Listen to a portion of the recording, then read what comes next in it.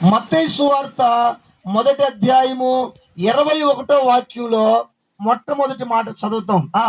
మత్తయి సువార్త మొదటి అధ్యాయము 21వ వాక్యాన్ని ఏందమ్మా?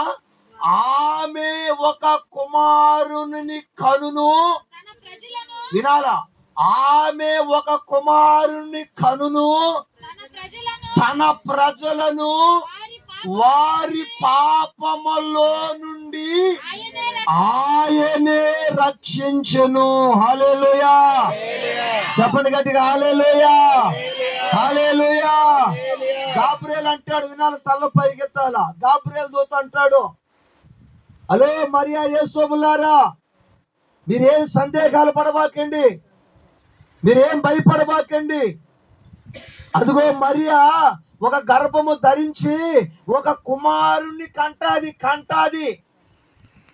ఒక క్రీస్తు అనబడిన యేసు పుడతాడు.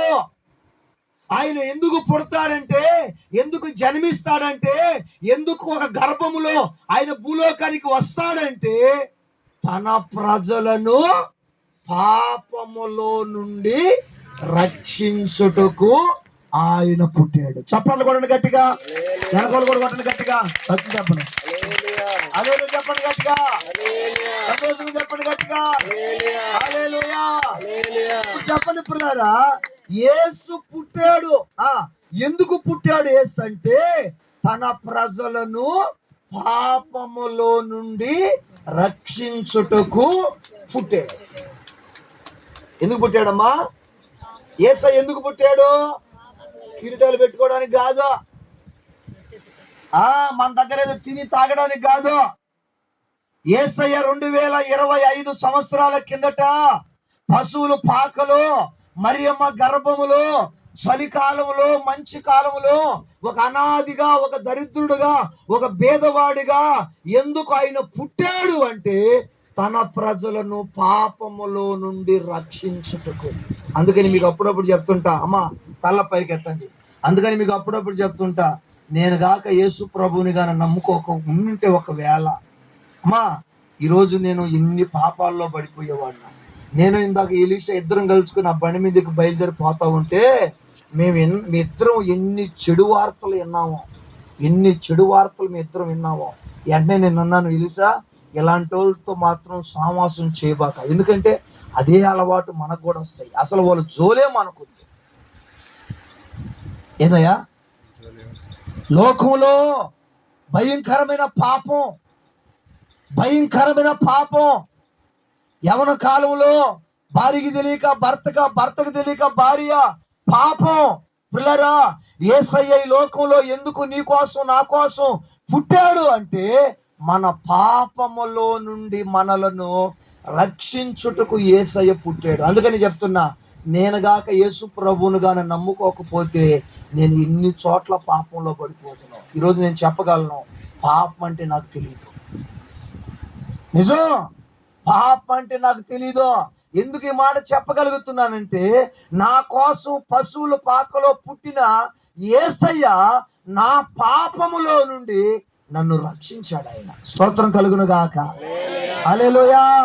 లూకా సువార్త చదవండి, 2వ అధ్యాయము 11వ వాక్యంలో కూడా ఒక మంచి మాట ఉంది. లూకా సువార్త 2వ అధ్యాయము 11వ వాక్యాన్ని చదువుకుందాం. చదువమ్మా. ప్రభు దూత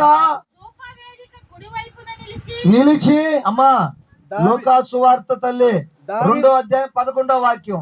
దావీదు పట్టణమందు నేడు రక్షకుడు మీ కొరకు వినాలమ్మా.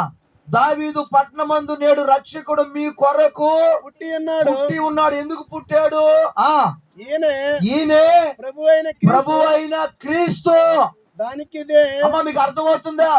దావీదు పట్టణమందు నేడు రక్షకుడు పుట్టాడు అంటే రక్షించేవాడు పుట్టాడు. దేంట్లో నుండి రక్షిస్తాడు ఆయన మనల్ని?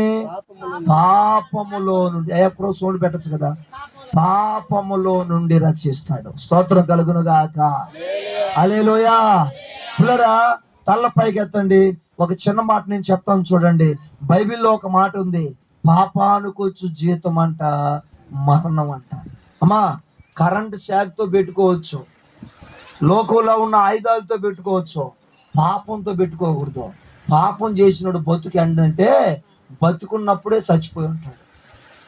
అది పాపంకున్న గుణం ఏంటంటే వాడు బతికే ఉంటాడు, వాడు చచ్చిపోయి ఉంటాడు. వాడికి విలువ ఉండదు, గౌరవం ఉండదు. ఇప్పుడు పాపం చేసినోడు ధైర్యంగా మాట్లాడగలడా? ధైర్యంగా చెప్పగలడా? ధైర్యంగా వాదించగలడా? చెప్పమ్మా, ధైర్యంగా ఢీకొనగలడా? కారణం ఏంటంటే అతను పాపంలో మునిగిపోయి ఉన్నాడు, పాపంలో దిగజారిపోయి ఉన్నాడు, పాపంలో చెడిపోయి ఉన్నాడు.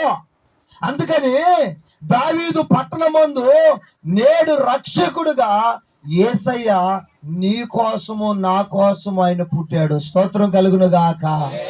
హల్లెలూయా, హల్లెలూయా. ఆయన ఎందుకు పుట్టాడంటే, ఆయన ఎందుకు జన్మించాడు అంటే మనలను పాపములో నుండి రక్షించుటకు పుట్టాడు. చదవండి మొదటి